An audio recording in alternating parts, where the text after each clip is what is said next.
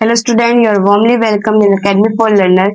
इस वीडियो में आज हम पढ़ेंगे डेमोन्स्ट्रेटिव प्रोनाउन के बारे में। तो देखिए डेमोन्स्ट्रेटिव प्रोनाउन होता क्या है, सबसे पहले वो देखेंगे।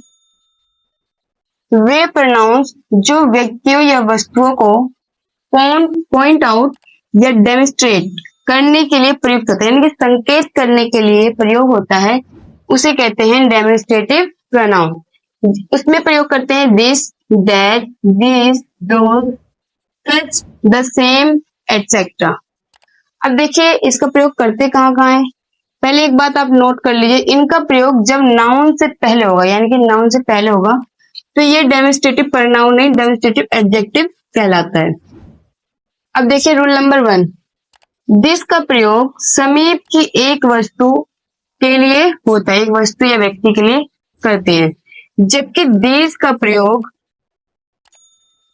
समीप की एक से अधिक व्यक्ति या वस्तु के लिए होता है। समीप यानी जो नजदीक होता है उनके लिए, जैसे दिस इज ए कैट, यह एक बिल्ली है। तब यहाँ पे जो नाउन है वो सिंगुलर है, तो सिंगुलर नाउन के लिए हमें दिस का प्रयोग करना है। अब इसी सेंटेंस को अगर हम दिस के साथ बनाएंगे, दीज आर कैट, तो कैट जो है वो हमारा प्लूरल नाउन है, तो इसलिए हम इसको दीज के साथ बनाएंगे।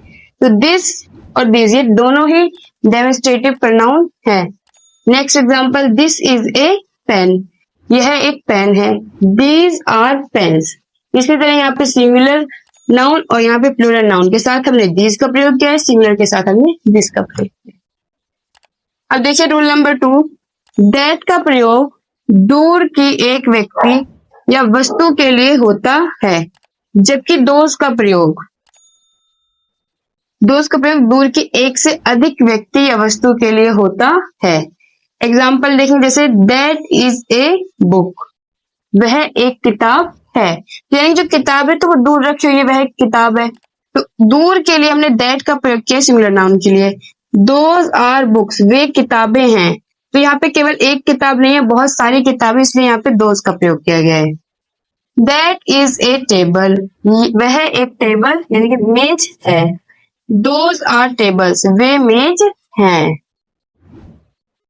अब देखिए सिंगुलर नाउन के रिपीटेशन को रोकने के लिए दैट ऑफ तथा प्लूरल नाउन के रिपीटेशन को रोकने के लिए दोज ऑफ का प्रयोग करते हैं, जिससे कि बार बार रिपीट ना हो जो नाउन है। तो हम उसके लिए किसका प्रयोग करेंगे, दोज ऑफ का और दैट ऑफ का। देखिए जैसे the climate of Pune is better than that of Mumbai. तो दैट ऑफ किसकी जगह हमने यूज किया है, द क्लाइमेट, यानी क्लाइमेट की जगह हमने दैट ऑफ का यूज किया है कि बार बार क्लाइमेट ना हमें रिपीट करना पड़े, इसलिए हमने दैट ऑफ का प्रयोग किया है। इसी तरह the streets of Delhi are wider than those of Mumbai, यहाँ पे हमने स्ट्रीट्स के लिए हमने दैट ऑफ का, दोज ऑफ का प्रयोग किया है।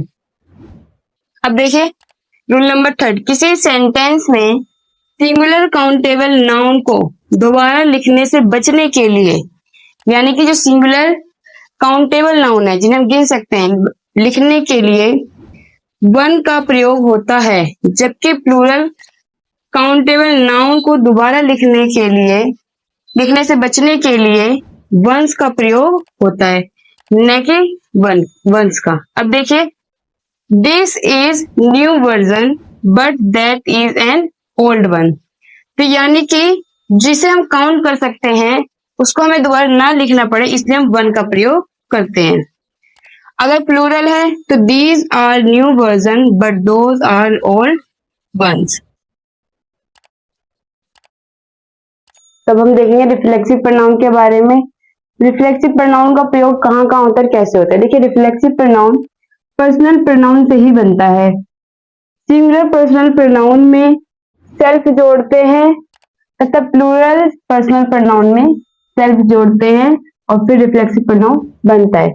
जैसे myself, herself, himself, yourself, itself, ourself, yourself, themself, etcetera. अब देखिए जब किसी ट्रांसिटिव वर्ब का सब्जेक्ट पर्सनल प्रोनाउन हो, तब उसी प्रोनाउन से संबंधित रिफ्लेक्सिव प्रोनाउन उस वर्ब का ऑब्जेक्ट बनता है। इसीलिए रिफ्लेक्सिव प्रोनाउन किसी वर्ब या प्रीपोजिशन के बाद आता है, यानी कि जो सब्जेक्ट अगर पर्सनल प्रोनाउन है तो वो ही उसका क्या बनेगा, ऑब्जेक्ट बनेगा उस वर्ब का।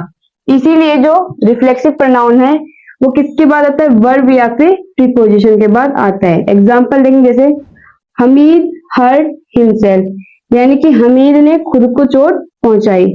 Next, the old women was talking to herself, बूढ़ी महिला खुद से बात यानी कि स्वयं से बात कर रही थी। तो यानी कि जब स्वयं से कोई कार्य किया जाए तो वो होता है रिफ्लेक्सिव प्रोनाउन। अब हम देखेंगे रेसिप्रोकल प्रोनाउन। देखिए रेसिप्रोकल प्रोनाउन क्या होता है, इसमें जो है ईच तथा वन अनदर रेसिप्रोकल नाउन होता है। ये पारस्परिक संबंध को व्यक्त करता है, यानी कि संबंध बताता है। जैसे कि अब देखिए ईच और अदर का प्रयोग दो व्यक्ति या वस्तुओं के लिए होता है। आपको ये याद रखना है, ईच और अदर का प्रयोग दो व्यक्ति या फिर दो वस्तुओं के लिए होता है, जबकि वन अनदर का प्रयोग दो से अधिक व्यक्ति और वस्तु के लिए किया जाता है।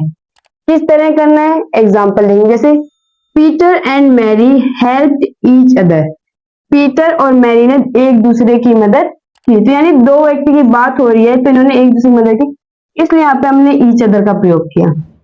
Rahul and Raj have known each other for years, यानी कि राहुल और राज वो दोनों एक दूसरे को जानते कब से, एक साल से।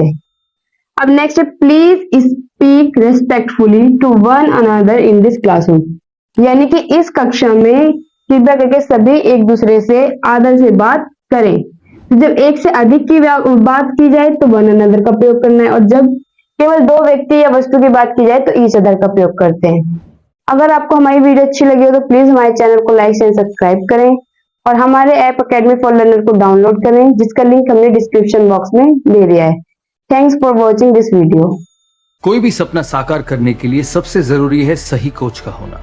चुनिए अकेडमी फॉर लर्नर को और करें अपने BCMB for 6th to 12th and SSC का सपना साकार। Download the app now.